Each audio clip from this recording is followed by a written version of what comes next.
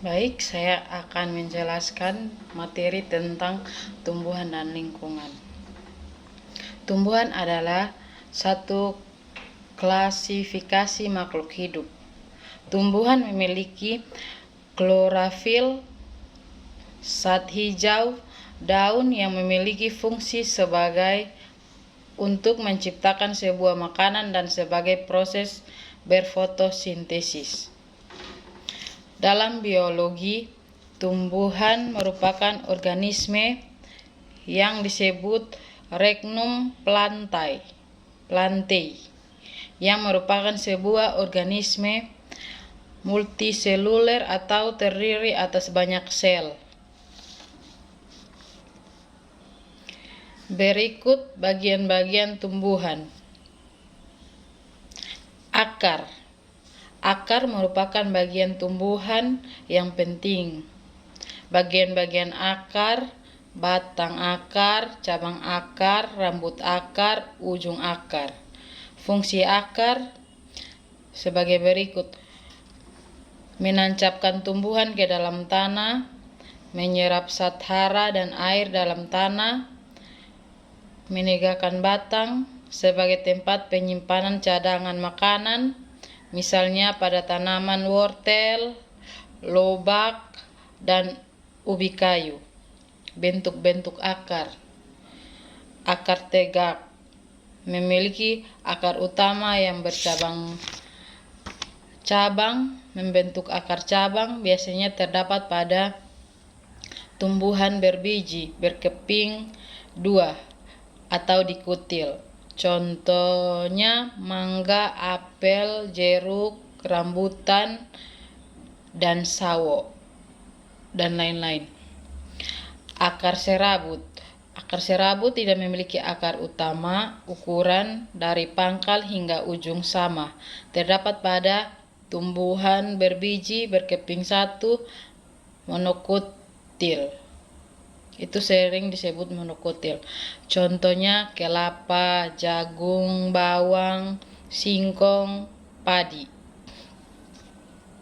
Pada umumnya akar di dalam tanah, namun ada beberapa tumbuhan yang tidak tumbuh di dalam tanah seperti akar gantung pada anggrek.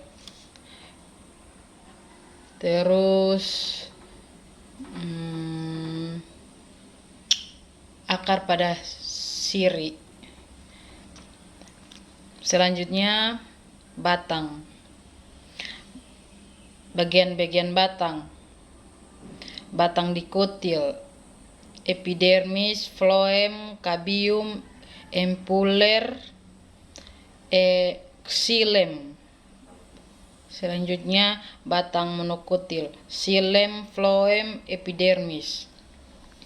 Fungsi batang: tempat melekatnya bagian-bagian tumbuhan, misalnya daun, bunga, dan buah.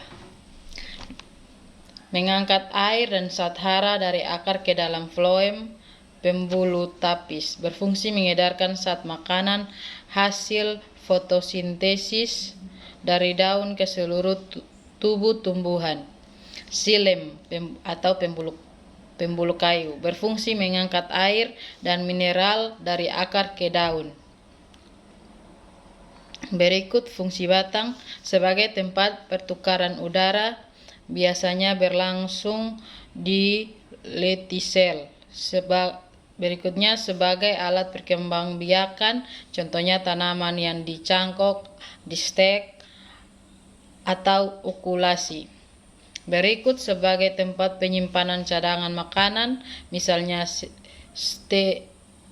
ketela rambat, kentang, dan sagu. Bentuk-bentuk batang. Batang lunak yaitu tumbuhan berbatang basah berair, misalnya batang pada tanaman bayam. Berikutnya batang keras atau berkayu, misalnya batang pohon mangga, jeruk, dan lain-lain. Batang rumput yaitu batang tumbuhan yang berruas-ruas dan berongga-rongga, misalnya batang pada padi dan pada rumput. Terus berikutnya Daun, bagian tumbuhan yang berbentuk tipis atau melebar. Bagian daun dibedakan menjadi dua, yaitu daun lengkap dan tidak lengkap. Daun lengkap memiliki pelepah, daun tulang, daun, dan helai. Contoh daun adalah daun pisang. Daun yang tidak lengkap terdiri atas tangkai daun, tulang daun, dan helai daun. Contohnya daun mangga. Fungsi daun. Fungsi daun sebagai tempat membuat makanan. Daun yang dapat membuat makanan adalah daun yang mengandung klorofil. Zat hijau daun proses pembuatan makanan pada tumbuhan, dan fungsi lainnya adalah sebagai alat pernapasan daun. Terjadi stomata atau mulut daun. Tempat berlangsungnya penguapan. Kelebihan air pada tumbuhan dikeluarkan dalam bentuk uap air melalui stomata atau mulut daun. 4. Yang bagian-bagian tumbuhan.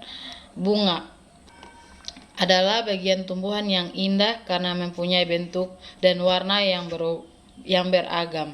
Bentuk bunga ada yang menyerupai kupu-kupu, matahari, dan trompet, dan warnanya yang beragam. Bagian-bagian bunga. Batang sari. Batang sari adalah alat kelamin jantan benang sari, terdiri atas kepala sari dan tangkai sari. Berikut putik. Putik adalah alat kelamin betina. Putik terdiri atas kepala putik, tangkai putik, dan bakal buah. Berikut mahkota bunga. Itu adalah perhiasan bunga. Kelopak. Berikutnya adalah kelopak. Kelopak adalah pembungkus bunga yang belum mekar. Berikutnya tangkai bunga. Tangkai bunga adalah bagian yang menghubungkan bunga dengan batang. Berikutnya adalah fungsi bunga. Sebagai alat perkembangbiakan, bunga memiliki alat kelamin jantan yaitu benang sari dan alat kelamin betina yaitu putik. Jika serbuk sari jatuh ke kepala putik, maka terjadilah penyerbukan. Yang kelima, bagian-bagian tumbuhan adalah buah. Buah memiliki aneka bentuk rasa. Pembentukan buah diawali dengan penyerbukan. Setelah terjadi penyerbukan, dilanjutkan dengan proses pembuahan. Pada proses pembuahan, bakal buah tumbuh menjadi buah. Berikut saya akan menjelaskan tentang materi tentang lingkungan. Lingkungan adalah kesatuan ruang dengan semua benda, sumber daya energi, keadaan, dan makhluk hidup, termasuk juga manusia dan perilakunya yang mempengaruhi alam itu sendiri. Lingkungan dapat dibagi juga menjadi komponen biotik dan abiotik. Komponen abiotik adalah segala sesuatu yang tidak bernyawa seperti air, tanah, udara, iklim, cahaya, kelembapan, dan bunyi. Itu dirangkum menjadi komponen abiotik. Sedangkan komponen biotik adalah segala sesuatu yang bernyawa seperti tumbuhan, hewan, manusia, mikroorganisme itu seperti virus dan bakteri. Jenis-jenis lingkungan dan manfaatnya. Berdasarkan proses terbentuk lingkungan alami, lingkungan buatan. Berdasarkan untuk pembentukan lingkungan biotik, lingkungan abiotik, atau suhu air, garam, sinar matahari, pH, salintas. Terus manfaat, tempat tinggal makhluk hidup, tempat beraktivitas, tempat mencari makan. Sekian penjelasan materi dari saya. Terima kasih.